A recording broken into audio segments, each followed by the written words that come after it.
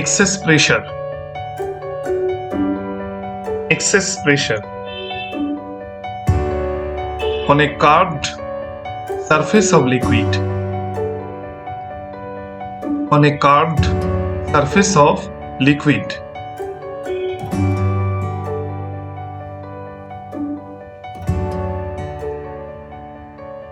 We can draw a diagram of a curved surface of liquid. This is the curved surface of liquid.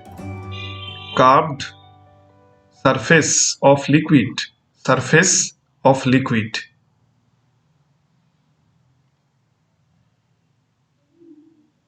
Now, at a certain point on this curved surface of liquid, we can draw a rectangle, and along this tangent or diagonal, along this tangent on this curved surface of liquid, surface tension S acts at the point O. Along the tangent OT1, surface tension S acts at an angle theta with the inward direction, and this surface tension S is resolved into two components, S sin theta. This rectangular horizontal component is S sin theta, and the vertical component is S cos theta. The vertical component is S cos theta, which acts inwards, and also along this tangent, along the tangent OT2, surface tension S acts, and this surface tension S is resolved into two components. Surface tension S acts at an angle theta. The horizontal component of surface tension S is S sin theta, and the inward component or vertical component is the component of S in this direction is S cos theta. S cos theta. That means if we consider two tangents, then there should be total inward force of surface tension is 2S cos theta, and to balance the resultant of rectangular component of surface tension, excess pressure P acts on this concave surface. Let S be the surface tension. S be the surface tension which acts along the tangents 81, 82, ATN for a number of tangents at an angle theta at the point O on the curved surface XOY. On the curved surface XOY of liquid, we can consider a number of n number of tangents, that is 81, 82, 81. The surface tension is resolved into two rectangular components S cos theta, which acts S cos theta, which is a vertical component, and S sin theta, S cos theta, which is the vertical component, and S sin theta, which is the horizontal component.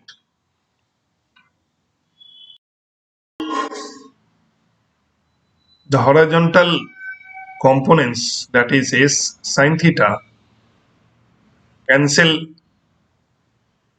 each other, but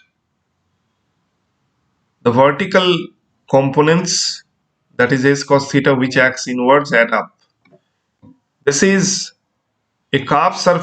With respect to the tangent OT1, we can consider this horizontal direction S surface tension S acts along tangent OT1, AT2, and S sin theta and S sin theta are the two horizontal components of S and S.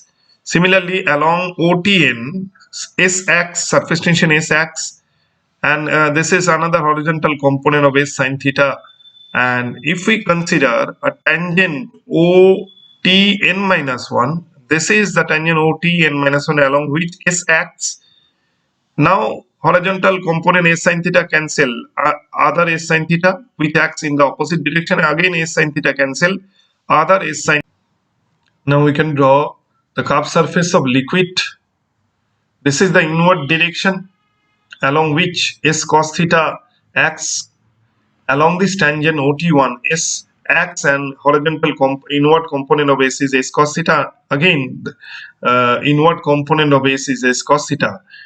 So resultant of force of surface tension which acts inward direction is n s cos theta. Where if we consider the diagram again, the horizontal component of surface tension, that is s sin theta, cancel other s sin theta, and this inward component of surface tension add up. That means s cos theta and s cos theta add up. Resultant of inward component of surface tension is s cos theta plus s cos theta plus dot dot dot. That is ns cos theta, where n is the number of tangents. N is the number of tangents. Hence, the shape of the curved surface of liquid, the shape of the curved surface of liquid x or y has a tendency to change due to the resultant of the vertical components of surface tension. That is, the resultant of vertical components of surface tension which acts inward direction is s cos theta plus s cos theta plus dot dot dot. That is ns cos theta, where n is the number of tangents. Number of tangents. The shape of the curved surface x or y has a tendency to change due to the resultant component of surface tension which acts inwards. So resultant of rectangular component of surface tension is ns cos theta. To balance this resultant ns cos theta, an excess pressure P comes into play on the concave side of the curved surface of liquid. That means excess pressure acts on the concave surface. The pressure which comes into play on the concave side of a curved surface of liquid, the pressure which comes into play on the curved surface of liquid, on the concave side of a curved surface of liquid, to balance the resultant of rectangular components of surface tension, that is ns cos theta, which acts inwards on the curved surface of liquid, and n is the number of tangents on the curved surface. For keeping the curved surface of liquid in equilibrium,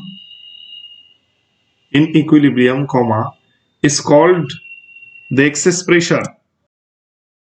Resultant of rectangular components of surface. This is the excess pressure in the diagram. Excess pressure is P, which balances ns cos theta, means the pressure which comes into play on the concave side of a curved surface of liquid to balance the resultant of rectangular components of surface tension. That means excess pressure P balances ns cos theta.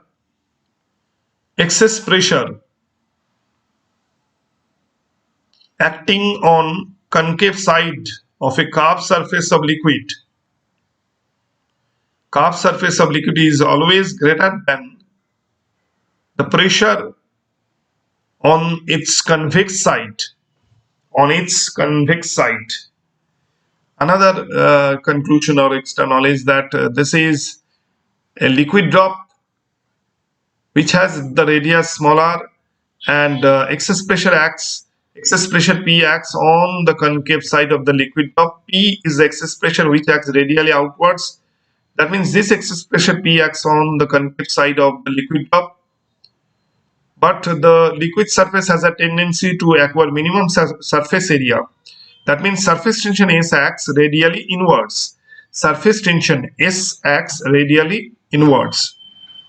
P is the excess pressure which acts on its concave side is